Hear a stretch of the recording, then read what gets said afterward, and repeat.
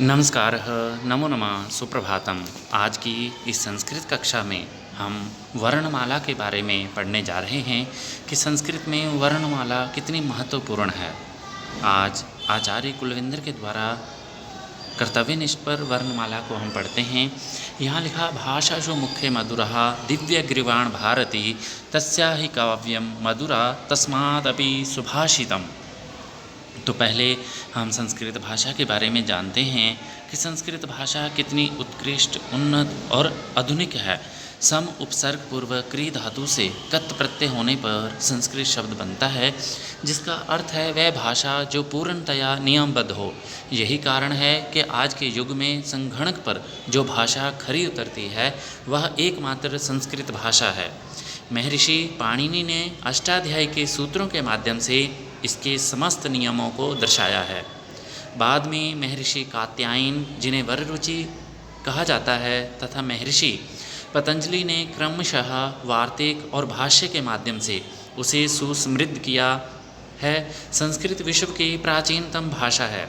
संसार का प्राचीनतम साहित्य ऋग्वेद वैदिक संस्कृत में ही रचा गया है। रामायण तथा महाभारत आदि ग्रंथ लौकिक संस्कृत में रचे गए हैं। महर्षि वाल्मीकि को आदि काव्य माना जाता है और उनके रामायण को आदि काव्य माना जाता है। संस्कृत भाषा के व्याकरण को जानने के लिए सबसे पहले उसके वर्णों, अक्षरों को जानना आवश्यक है। इसलिए हम संस्कृत व्याकरण का आरंभ संस्कृत के वर्णों से कर रहे हैं। वर्णमाला के बारे में पढ़ते हैं तो देव भाषा संस्कृत भाषा के मूल में भगवान शिव के डमरू की ध्वनि से उत्पन्न अ इ उ ण इत्यादि 14 शिव सूत्र, जिसे महेश्वर सूत्र के नाम से भी जाना जाता है, जो संस्कृत के विशेष उद्देश्य के लिए व्यवस्थित वर्णमाला के स्वरूप का बोध कराते हैं। वर्णों के समूह का वर्णमाला कहते हैं।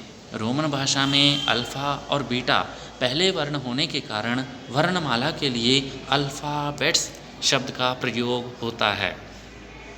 वर्ण व अक्षर किसे कहा जाता है तो मुख से उच्चरित उस छोटी से छोटी ध्वनि को वर्ण कहते हैं, जिसके फिर से टुकड़े ना किए जा सकें। इसीलिए इन्हें अक्षर भी कहते हैं।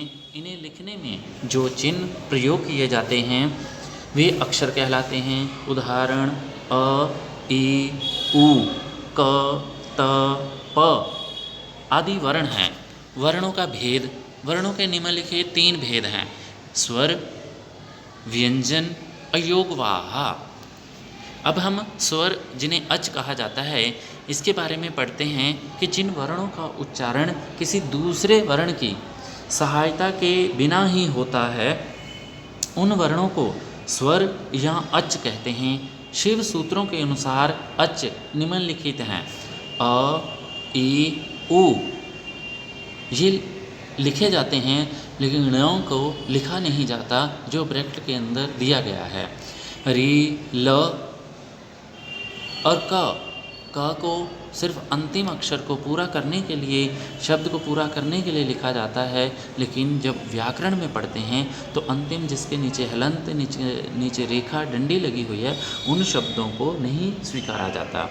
ए, औ, ङ, ए, औ, च। इन वर्गों के ह्रस्व, दीर्घ और प्लुप्त 3 प्रकार के हैं। वे भी वर्गों के गिने जाते हैं। सामान्यतः ह्रस्व तथा दीर्घ स्वर 13 हैं।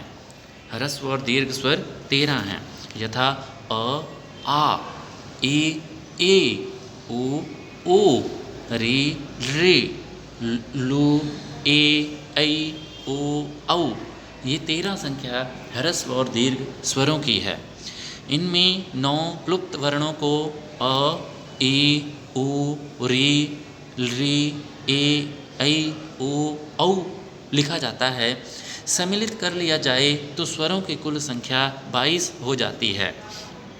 स्वरों के भेद ह्रस्व, दीर्घ और प्लुप्त के भेद से 3 भेद इसके बताए गए हैं कि उच्चारण की दृष्टि से अ, ई, उ, री और री, इन 5 वर्णों के उच्चारण में जो समय लगता है उसे एक मात्रा माना जाता है।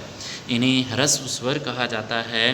री को छोड़कर शेष 4 अ, ई, उ, री को बोलते समय दुगना समय लगाया जाए तो यही ह्रस्व स्वर दीर्घ हो जाते हैं। अ, ई, उ, री दीर्घ स्वर हैं। ए, औ, ऐ, औ भी दीर्घ स्वर हैं। क्योंकि इनके उच्चारण में भी 2 मात्राओं का समय लगता है, ये मूल स्वरों के मेल से बने हैं, अतः इन्हें संयुक्त स्वर कहा जाता है। इनमें भी ए, औ को गुण स्वर तथा ए, औ को वृद्धि स्वर कहा जाता है। लुप्त स्वरों के उच्चारण में 3 मात्राओं का समय लगता है। संक्षेप में स्वरों का विभाजन निम्न प्रकार से है। ह्रस्व जिसे मूल स्वर कहते हैं, अ, ई, उ, री, अलरी। संयुक्त स्वरों में ए, ऐ, ओ, औ, क्योंकि अ प्लस ई मिलने के बाद ए बनता है। अ और ए मिलने से ऐ बनता है। अ, ओ के मिलने से ओ बनता है। अ प्लस औ मिलने से औ बनता है। अब इसमें गुण स्वर के बारे में बात करते हैं, जिनका गुण हो जाता है अ, ए, औ, इनको गुण कहा जाता है। और वृद्धि स्वरों में आ, ए, औ तो हम वृद्धि स्वर मानते हैं। दीर्घ स्वर अ, ई, उ, री, ए, ऐ, ओ, औ लरी वर्ण का दीर्घ नहीं होता। प्लुप्त स्वर अ, ई, उ, री, लरी, ए, ऐ, ओ, औ इनके पीछे जो 3 लिखा है वह 3 इनके उच्चारण के समय को बताता है कि हम इनके उच्चारण में 3 गुना समय का इस्तेमाल करेंगे। व्यंजन वर्णों को पढ़ते हैं तो व्यंजन वर्णों में कहा गया जिनका उच्चारण स्वरों की सहायता से होता है तथा स्वरों के बिना जिनका उच्चारण संभव नहीं, वे वर्ण या व्यंजन कहलाते हैं। इन्हें हल भी कहते हैं। हम क का उच्चारण नहीं कर सकते। क एक व्यंजन है। यदि क का उच्चारण करना हो तो उससे पहले या उसके बाद स्वर का होना आवश्यक है। इस आधार पर हम अक अथवा क का उच्चारण कर सकते हैं। संस्कृत में री अक्षर का प्रयोग न के बराबर होता है। सामान्यतः छात्र समझते हैं कि क एक व्यंजन है, यह उनकी भूल है। उच्चारण की सुविधा के लिए हम क को व्यंजन मानते हैं, पर उसमें अ स्वर मिला हुआ है। व्यंजन के अनुसार इसका सही रूप क है, जिसे हम हल का चिन्ह हलंत लगाकर व्यक्त करते हैं। व्यंजन के भेद स्पर्श, अंतस्थ व ऊष्म होते हैं। अब व्यंजन के भेद जिसे स्पर्श, अंतस्थ व ऊष्म लिखा जाता है, तो हम स्पर्श व्यंजनों के बारे में पढ़ते हैं। क, ख, ग, घ, ङ। इसे क वर्ग कहा जाता है, या कु भी कहते हैं। इसमें 5 वर्णों को स्वीकारा जाता है। अब च, छ, ज, झ, य ये च वर्ग के अंतर्गत आते हैं, जिन्हें चु भी कहते हैं। तो 5 वर्णों का प्रयोग इसमें भी किया जाता है। ट, ठ, ड, ढ, ण। ट वर्ग के अंतर हम इन्हें मानते हैं और टू के शॉर्ट में कह देने से इन 5 का संग्रह किया जाता है। त, थ, द, ध, न। त वर्ग कहा जाता है इसे, जिसे तू के बाद भी बताया जाता है। 5 वर्ण इसमें भी हैं। प, फ, ब, भ, म। प वर्ग या पू कहते हैं। तो ये 5 वर्ण इसमें सम्मिलित हैं। ये सभी 25 व्यंजन 5 गुना 5 होने पे 25 बनते हैं, स्पर्श व्यंजन कहलाते हैं। इनके उच्चारण में जिह्वा मुख के किसी न किसी भाग, कंठ, तालु, मूर्धा, दंत, ओष्ठ का स्पर्श करती है।